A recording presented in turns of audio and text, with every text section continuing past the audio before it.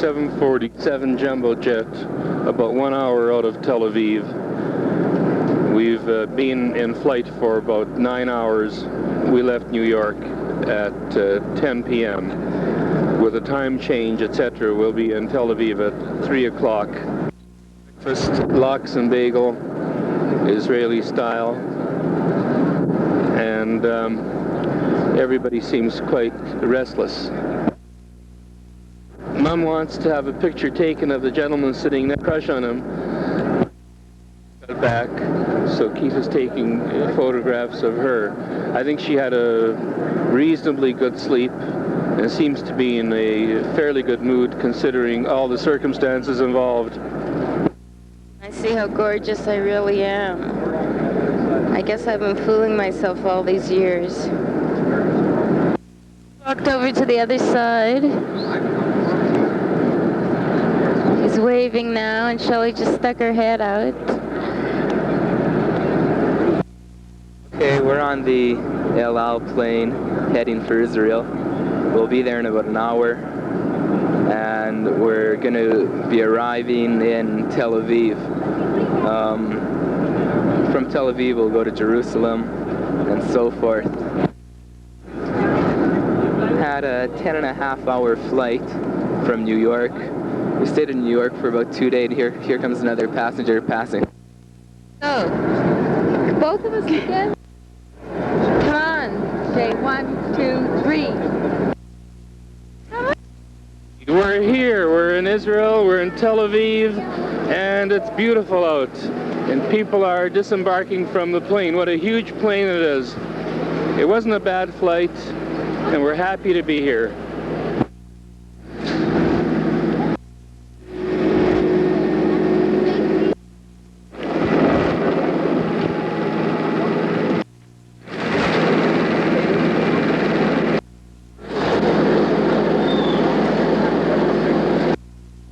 We are at the top of the Shalom building in Tel Aviv. It's quite a spectacular sight from here.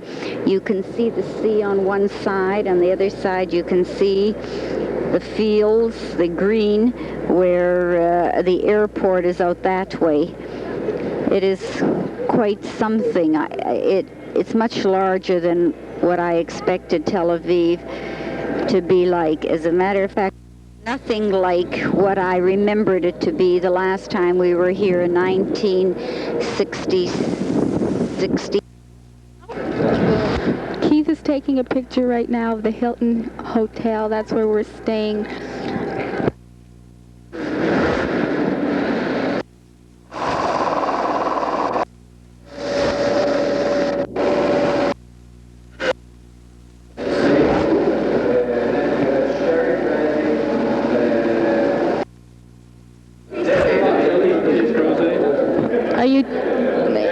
Here we are at the Carmel Winery, and we're sampling the different kinds of wine that they make here.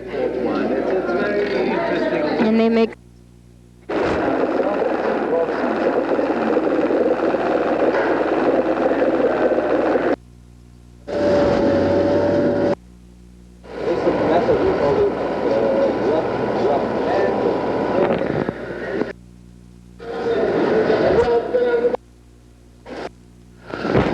the bottles. Are you doing it? Here at the bottling factory for Carmel wine. Quite interesting. We've never seen this before. I haven't anyway. You can hear the humdrum in the back. Are you using it now, Keith? At that far end, the bottles are being filled with wine.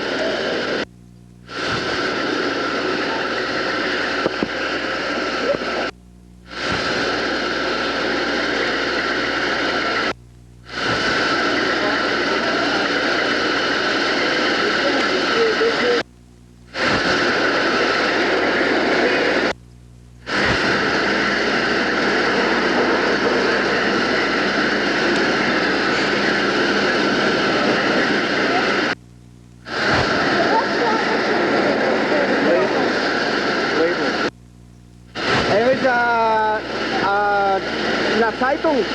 In der Zeitung. Home movies. For the home movies? Ja, weiß nicht, was war das? Home movies. Oh. Yeah. No, yeah. it's not for some. Ja. Red spoon. Ah, das heißt von denen. Das ist, ja, auf Jiddisch. Das ist Jekib, ist gemacht, ist gegründet geworden, 1882. Der Jekib. Das ist gegründet geworden von Baron Rothschild. Baron Rothschild von Frankreich hat gebäuert den Jekib. Die kamen der erste Forum in Karim. Sie haben gearbeitet, gepflanzt die Felder, und gemacht Weinproben, Grapefrucht, gebracht hier durch den Jekib rein. In Poalim jetzt 300 Poalim arbeiten wir jetzt in dem Jekib. So 2 Jekibin, Weinkeller, einer du und einer in Sichel Jakob. 2 Jekibin, 2 Weinkeller, Weinkeller.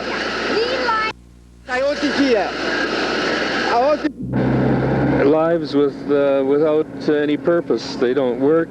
They're supported by the United Nations. They're being used as political ploys.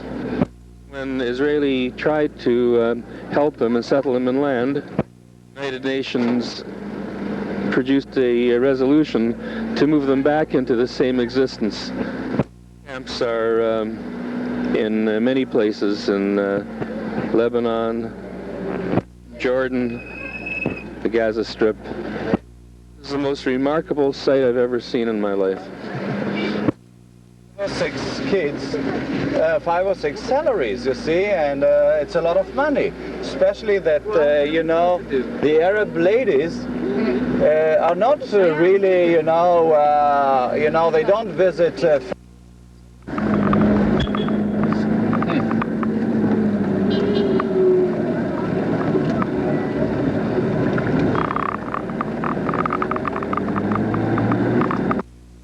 Statue,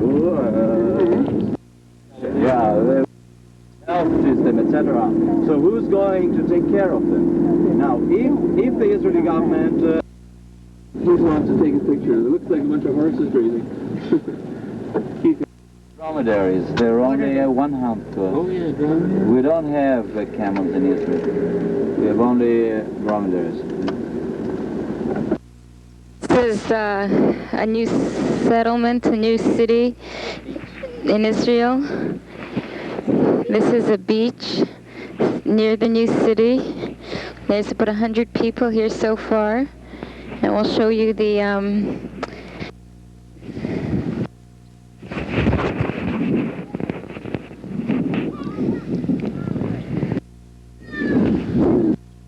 hear the sound of the Mediterranean Sea here. Well, Miss Levit, what do you think of this beautiful beach? Here we are in the Sinai Desert. This is the start of the Sinai Desert. And behind us is a beautiful Mediterranean Sea, which is approximately 500 miles across in width. And I see from in a distance a Bedouin woman carrying a pack of grass or some bundle of straw on her head with her child beside her. This is really referring to that the Israelis are building. This is the Sinai Desert we're now passing. We're using in Israel are still very primitive. Yes. And the truth is that, you know, we don't have Tomatoes. Desert. Here you see greenhouses with tomatoes inside there. Notice the sand surrounding these greenhouses. All this land is irrigated to support the... Notice the way they're all looking at us. Keith is going to get up on a soapbox. He's going to make a speech and maybe have a revolution. The problem is where to get the arms. Here, turkey. Okay, just what do you think of the situation, turkeys?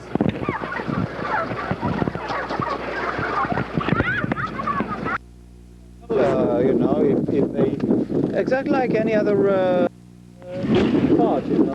Maybe they actually played on this kibbutz? Established in 1943, it was named after Mordechai Amalevich, leader of the Warsaw Ghetto Uprising. The first settlers of the kibbutz were from the Hashomer Hatzair movement in Poland, who came here before the Second World War.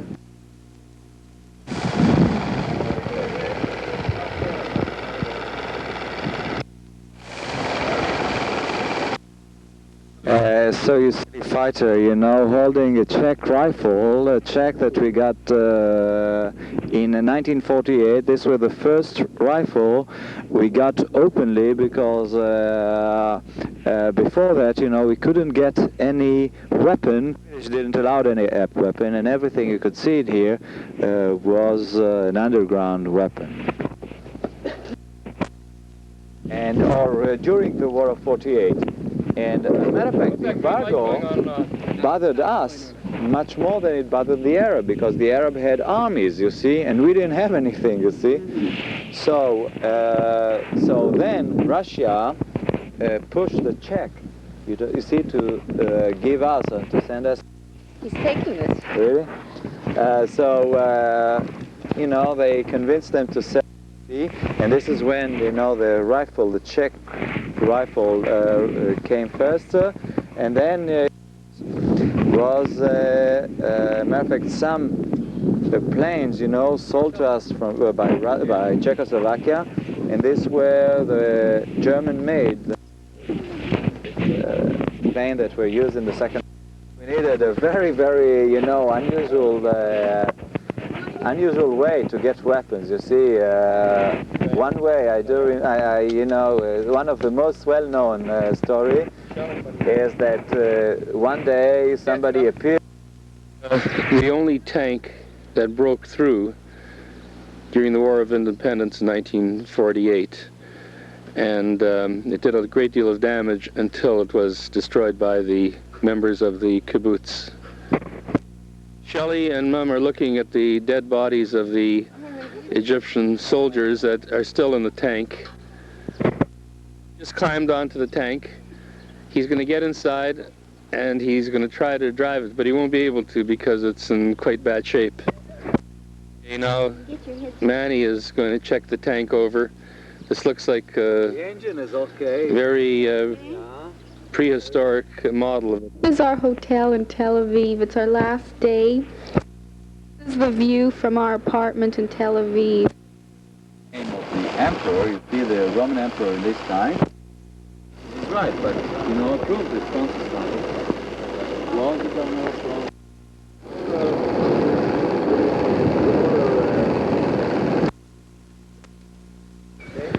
The city of Caesarea, which was built by King Herod 20 years BC, and we're in an amphitheater that was built at that time. Marble floor is the stage. Some of the marble has been reconstructed, and Israel uses this for some summer festivals.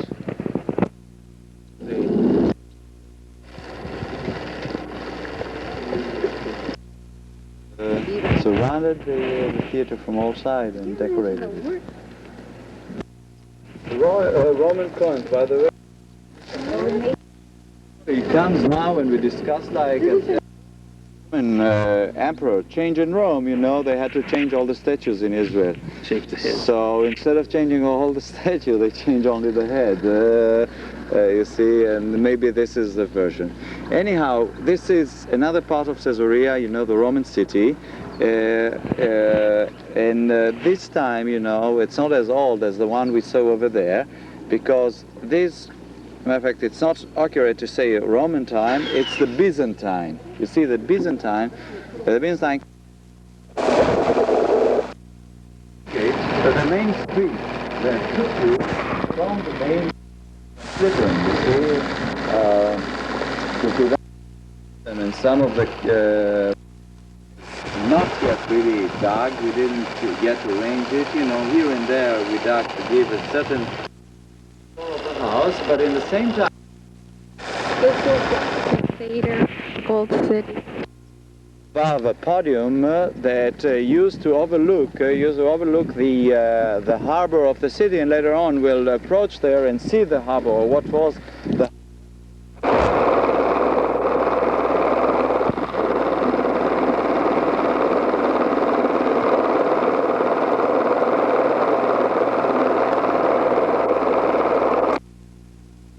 Hey, we're in Caesarea, and this is a beach in the Mediterranean, and this castle that we see is from the 19th century, and you see people bathing on this beach.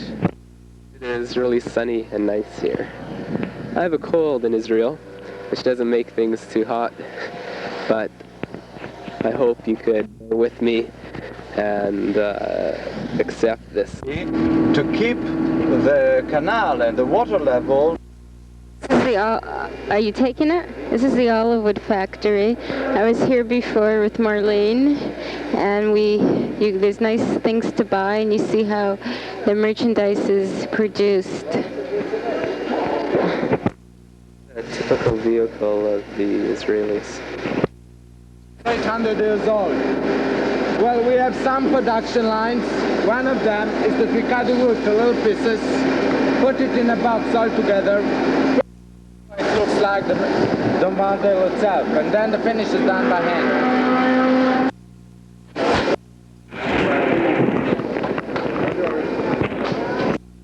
How they make those things, whatever you call them. Those are some of the finished articles that they make in this factory. Either help, subsidized by the Baron himself. Just to give you an idea how you're standing, this is the Sea of Tiberias, the Jordan River, the Dead Sea, Jerusalem over. We're in the park which contains the tomb of Baron Edmund de Rothschild, who is the originator, the founder of the Rothschild Empire.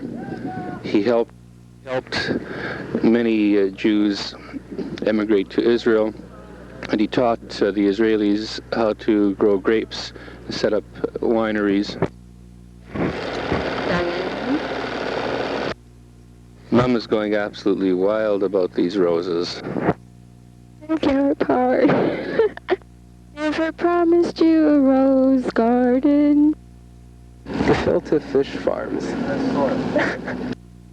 Paint your windows and doors with these Arabs, as you can see, you know, financially are very, very doing very well. Houses are nice. Strawberries, Nothing in between the houses. oranges. Cavemen used to live. The bodies of the cavemen, the Israeli Neanderthal. 8,000 tons.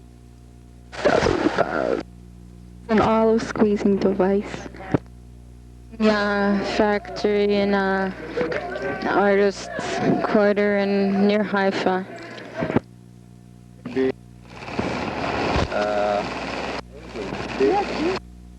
People live here. This is near a cave. There's the cave, prehistoric cave. How do you go to the cave? Just a minute.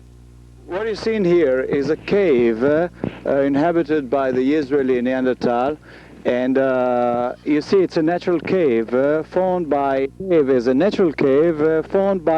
erosion of water inside, or erosion of the water of the limestone. Inside, you know, this cave might sometimes be very deep, up to 300 feet deep, and sometimes with more than just one a hole or one cave. You see a few branches. Actually, it is used by the Arab farmer in here, you know, and he's keeping in here his baby goats. Where are the big goats? Parent goats? Probably up on the mountains, you see, and look.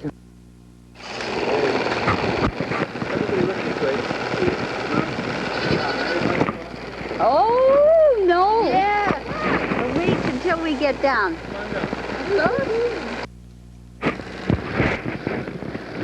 Manny is playing with the little baby goat. They're so cute. Look at their long ears. Is an Arab who is tending the goats.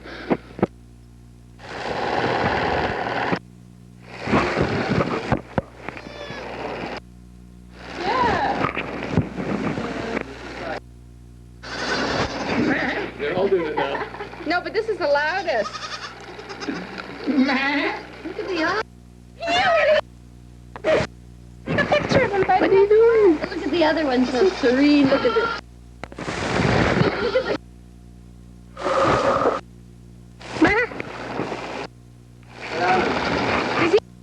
How can you stay away from them? They're all following us out here. Following. These are Diane's only friends. This is the home of the Arabs. Following us. We went.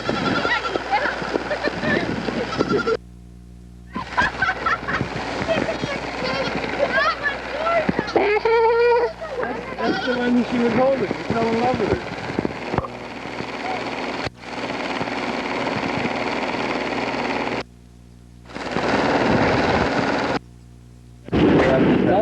This is the University of Haifa. It's the second. Up at the top of the hill, right next to the Dan Carmel Hotel, the picture we just took is the tower, the administration tower of the University of Haifa. It's a building that wasn't here in 1968. Beautiful scene of the harbor. Get out of there, Mom.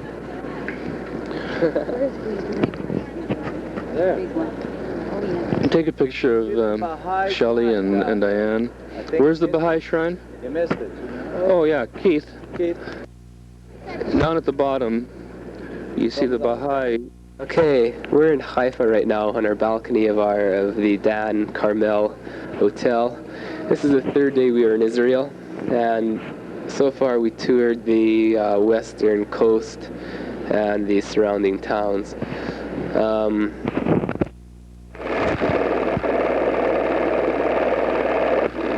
The center of town, the famous church, the city of Akko. You know, emperor could stand there and see his army, you know, on parade. Then you can see the high or the biggest mosque of Akko, the Al-Jazar Mosque, and about now you know who's Al-Jazar. I mentioned him, you know, the butcher, and the school surrounding it. Al-Jazar himself is buried. Al-Jazar himself is buried in the small building, a small room you see right next to this mosque. Then you can see in the bottom of the mosque that is done with marble, with different kind of marbles and pillars. This is all marble taken from Caesarea. You see, remember I mentioned that, you know, everywhere they took. This is Akko, A-K-K-O, or Acre, A-C-R-E. And we're standing on the top of the citadel, which is also the prison in which they kept Jewish prisoners. And we're now about 18 miles from the border of Lebanon. The top of the hill is the border between Israel and Lebanon. Hill that separates the border of Lebanon and Israel. You can see the fence right at the top of the hill, and there's a road that leads to the border. Notice there's no sand here near the Lebanese and Israeli borders because we're not close to Egypt. told soldier standing right next to the sign telling you that you're crossing away from here across the Israeli-Lebanese border. You know, Lebanon starts, as a matter of fact, a few hundred yards away from here. What's that UN truck doing there, did you say? Well, it's part of the observation soldier, the emergency forces, you see, that United Nations send to observe the ceasefire, you know, between Israel and Arab countries. And the Jewish flag on the other side. What's the Jewish flag where do you see it? It's Israel. It's in this side. A ride in a cable car down to the grottos. Okay. Wow, what a formation. This is the mountains between Lebanon and Israel. We just had lunch here. In the Lebanon border right now, and this is a cave which we got to through cable car down the mountain. Sandstone with flintstone. Border of Israel and Lebanon. The tank that you see in the background is a memorial with names of Israeli soldiers that were killed during the 19th. Are in the car. We're at the border of Lebanon and Israel. Tank in the background is a memorial of the 1967 war with Syria. Town in the background, about halfway up the mountain, is a Lebanese town. There's also the Trans-Arabian pipeline. That's to the left of the town. Hills in the near background were Syrian occupied until 1967, and the mountains behind these hills are the Golan Heights. All this area is now occupied by Israel. The Israeli kibbutzim were shelled from these mountains. It was a very dangerous situation. In fact, one kibbutz is about a half a mile, or was a half a mile, from the Lebanese border and a half a mile from the Syrian border before the 1967 war, which was a very dangerous situation. At one of the three sources of the Jordan River, notice the water coming through the rocks.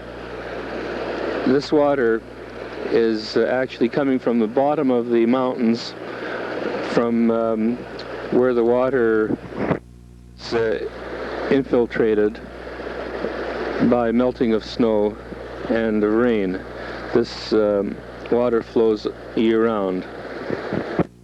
That structure up there is supposed to be the burial place in the Christian religion of Eliyahu Hanavi. Standing on the site of a Crusaders' fortress built in the 12th century, and was conquered by the Turks. It was conquered by the Turks in 1263, which means that the Crusaders were here about 100 years. This is the valley which the Crusaders looked upon from their fortress. Down there you can see fish farm. There you can see Mum and Manny. And here we see Shelley, one of the Crusaders from ancient. And here's one of the goddesses of the Crusaders. She was the god of ugliness. The slot where they shot from, where they put the guns through the crusade.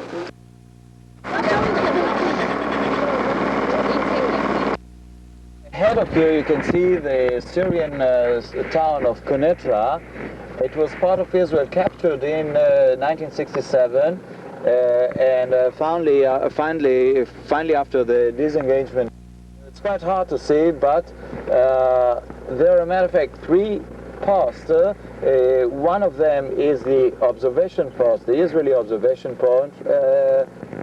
The memorial to the soldiers that were killed when they took the Golan Heights.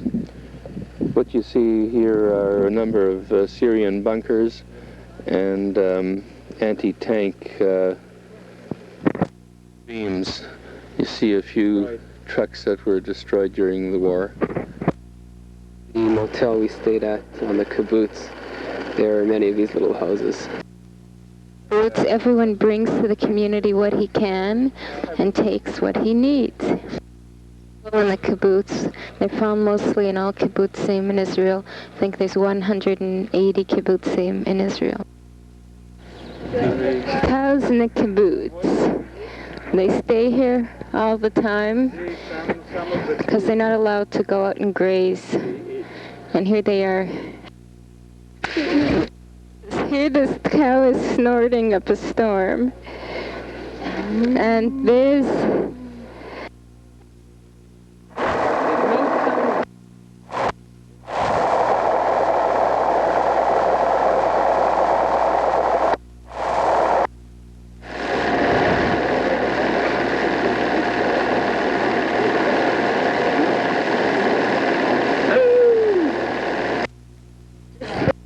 This is the kibbutz dining room, and you see ketchup on the tables, etc.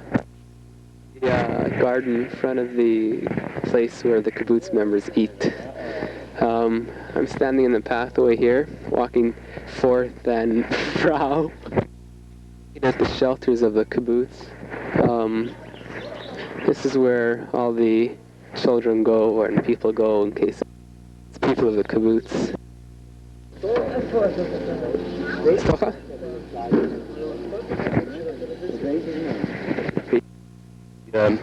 City of Jericho, that round tower that Keith is taking a picture of, is 9,800 years old. There's about 12 cities built here, one on top of the other. We're on the west bank of the Jordan. We're looking at a refugee camp that, of course, started after the War of Independence in 1948. In 1967, these refugees crossed the Jordan to the country of Jordan. Looking at a distinct contrast just on the other side of the highway of the oasis of Jericho. On top of the city of Jericho, 9,800 years old, 8,000 BC. Josh fought the Battle of Jericho, Jericho, Jericho. Van going down the hill. Okay, right now we're in Jerusalem. We just got here last night. This is our last reel of film, so you better enjoy it. Oh, This is the burnt houses. This is the memorial sculpture commemorating the 6 million Jews who were exterminated in the Second World War. This is the Knesset, the Jewish Parliament building, and we just had a tour where we saw the gallery where all the people sit. And this is the menorah facing the Parliament building with a lot of history carved into it. Correction, not the people sit. I'm referring to the parliamentary members. In the background, we see the Israeli Knesset in Jerusalem, and the Hilton Hotel to the left of it. The beautiful cloud formation. Notice the sun coming through the top portion of the clouds. We're at the National Museum, the Dead Sea Scrolls. You see the white conical top of the building. To prove that we were here, there's our car and Diane, Shelley, and Mum. He sold out a company in Winnipeg and he moved to Toronto. He's the national president of the JNF. Bernard Bloomfield.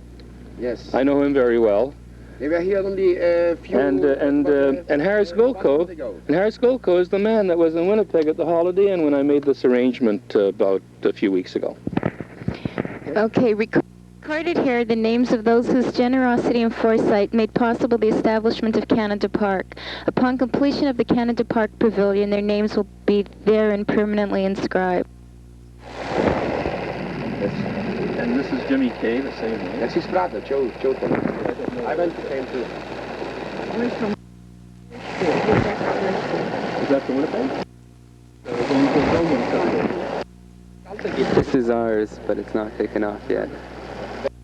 Kids to be here? Okay. Right now, Mom and Dad are taking off the cloth.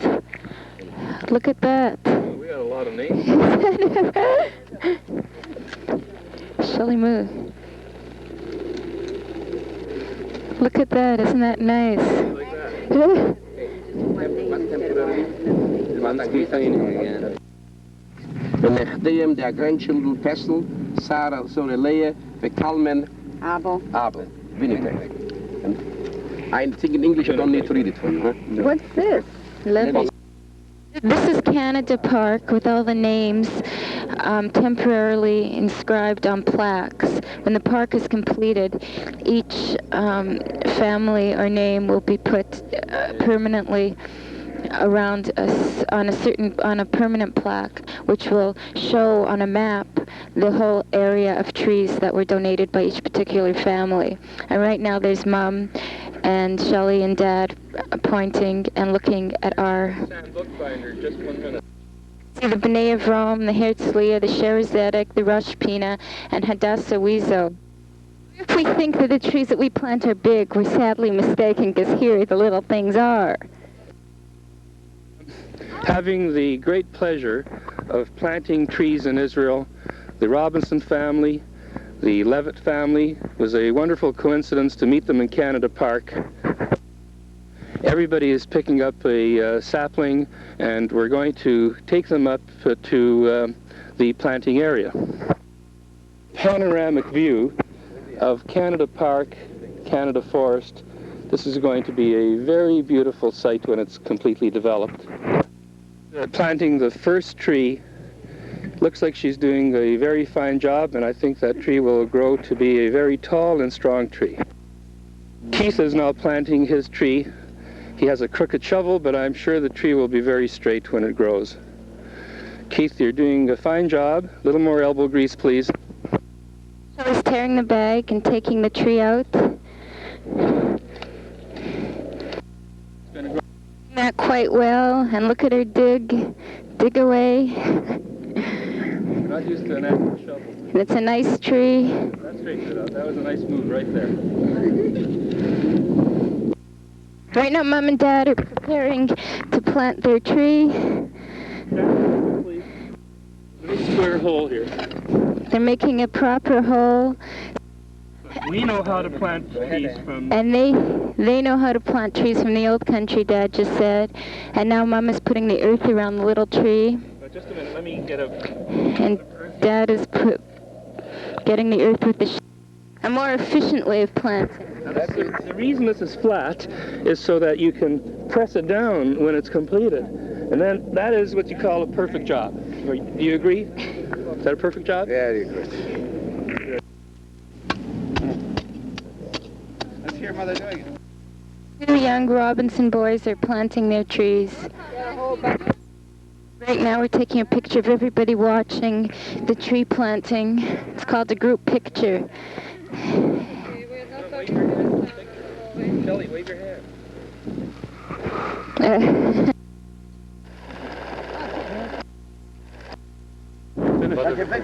Robinson is now planting his tree. Mr. Robinson! Yeah. Oh, you're into the sun there. All right, okay. Hi, guys. How about that? Is that a good job? Watching Father and Joel and Mr. Levit and Mother talk. Mayor Hey, there's Keith on a camel with Shelley.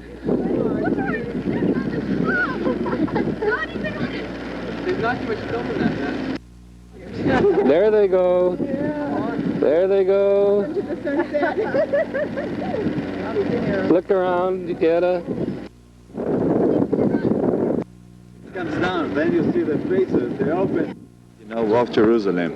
The sanctity of this site, starts in the 17th century BC, when Abraham was ordered to go and sacrifice his son, Isaac, on the top of Mount Moriah. And the top of Mount Moriah is a small mountain on which the Dome of the Rock is standing today. You see, this is where, according to Jewish tradition, Abraham's supposed to sacrifice his son, Isaac. Then I jump about 7th century, till King David came, conquered the city in entering King David's tomb. We're in the old city of Jerusalem, and we're looking at one of the gates. This is I think is the Israeli quarter. Here you're seeing rebuilt buildings, and that's an old hospital that is not rebuilt. They're rebuilding the old Jewish quarter now. You can see the very old walls that they found from many hundreds of years ago, and now they're rebuilding. In the old city of Jerusalem, the Jewish quarter, and there's the Western Wall. People are praying, and it's situated, it's the pillar on top or on the bottom of where King David's castle and the Second Temple was, and that's the castle over there. In the background you see the Mosque of Omar. Here's a view of her family, Diane, and just scenery, etc. A little closer view of the Wailing Wall, Kotel Hamaravi. Very close to the Wailing Wall. The left-hand side is for men only. The right-hand side is for women only. What you have to do is to write a little prayer on a piece of paper and stick it into a crevice in the wall, and God will help you. The scene of all the people looking onto the Wailing Wall. There you see Shelley and Mom in the foreground, and Dad walking to them. And you see the old buildings of the city behind them, and that's about all. You see some of the excavation of the Western Wall. This is the time probably of Herod, the view of the Western Wall from up above. And down below you see the people and the women. Footage of the Muslims. There he is again, nice boy. This is the Dome of the Rock, the Muslim temple. Beautiful sight. No? The Muslims wash their feet. Here's some footage of feet. Diane's feet. Just a little closer view of the Muslim mosque. Part of the Arab market. The old city of Jerusalem, going on the same route that they claim Jesus Christ took with the cross on his back to his place of crucifixion. Did you expect this? Arab section, going through the narrow streets and looking at all the stores and shops. It's an amazing sight. Here you see a Christian funeral. Morbid sight. Why do you like this? You're mad. No. Okay, you will. No, We don't know you, so it doesn't matter, so we'll have your face and your voice. No, well, that's why that way they can say it's Diane doing it. I can't do this. Please. Okay, do it. Look at this guy here. Yeah. We're from Winnipeg, Canada. Oh, are you? Yeah, I flew out of Winnipeg coming over here. Diane, I can't leave this on. Are you taking it? Here we are in Engedi at the waterfall. People here from all over the world are enjoying this site. We have people from Canada, Minnesota, and Los Angeles and Australia. And Brooklyn. And Brooklyn. A fellow over there from Brooklyn. Could we have a quick word from you, sir? How are you? Greetings. Ah, there's a Brooklyn man. All right. I'll turn it over to our Los Angeles. You're listening to the water. We're listening to the water come from the top of the mountain, and we're on our way back.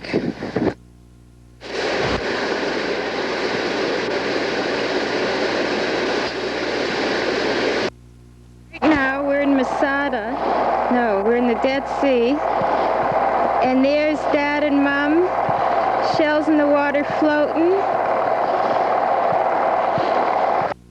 There they are, floating Dad's floating, Mom's standing there, but this is the first time she ever did swim. And there's Shelley and Keith. There's Keith in the white t-shirt. The red light's going on off. Is it okay? The red light? Shelley and Diane are in the Dead Sea. It's unbelievable. The water is very dense, 30% salt. It's impossible to sink. Even Mom was, for the first time in her life, swimming on her back, and she almost swam on her stomach, but then she got salt water in her eye, and I had to take her all the way out by her hand. But she did very well for the first time. And now she's going back in. Okay, there she is. She's going in. Turn around, Mom, turn around. Back in Tel Aviv. This is the night before. We're all ready to leave. The kids back home, and Yed and myself for Athens, Greece. We've had a fabulous time, and I think we've all learned a lot.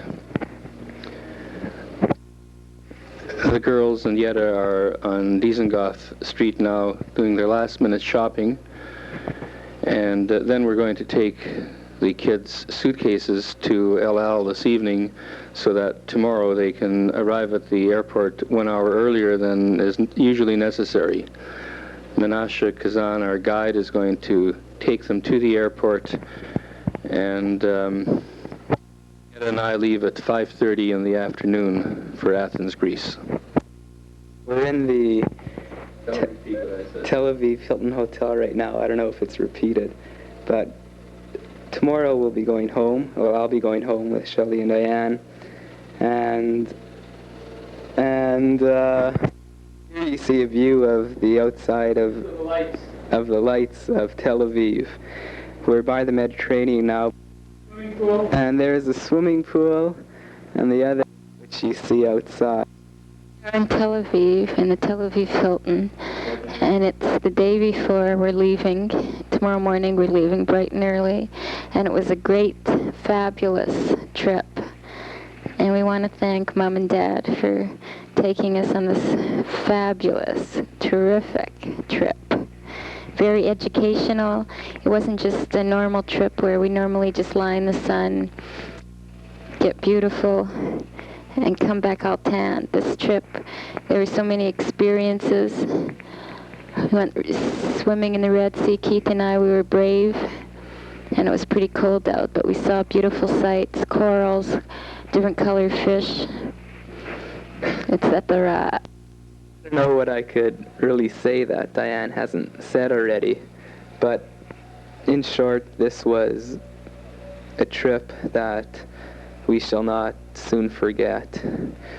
Not only because of all these films we took, but because it was an experience that we have not really, this is really the first time we have experience.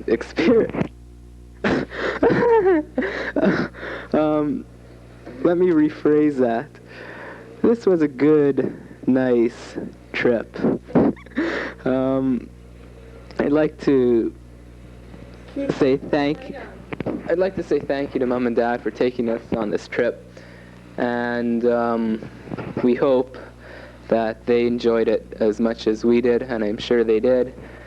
Mom enjoyed the flowers and trees, while Diane enjoyed the manis, etc., and manis, and I enjoyed the overall scenery. Shelley, I don't know what... In the area of King Solomon's pillars, natural, huge rock formations. We're very close to Eilat. Keith is taking a complete panoramic view of this unbelievable site.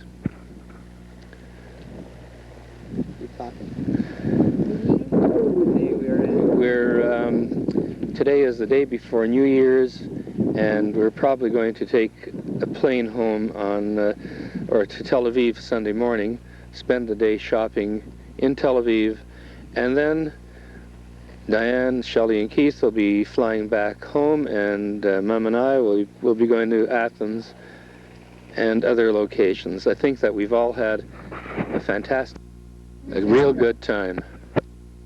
Now we're in Coral World, the underwater observatory in the Red Sea, and right now we are looking at fish in the Red Sea, and all different types of plants and fish move, and we're planning on going swimming.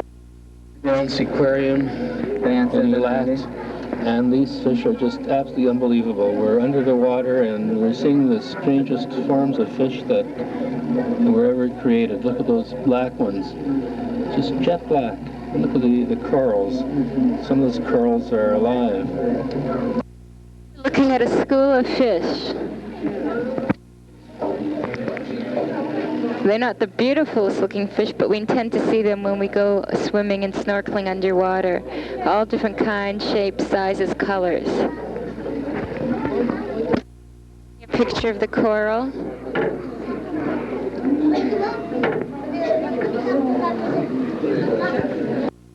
I don't understand these coral forms. They appear to be alive. I'd like to find out exactly what makes them move like that. Get those green. We have the little yellow fish and the other little fish, and every little fish that you could think of seeing, we see. Fishy, fishy, fish. Oh, we have a school of fish. Here's a big long fish. Oh, wow. Look at them. Look at those two things. Wow.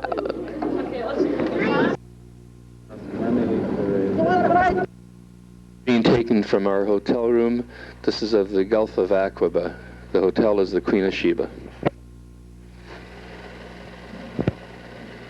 This is the day before we leave to Tel Aviv, and it's at the city of Eilat. We're about to see the camel races. Right now we are at the camel races in Eilat.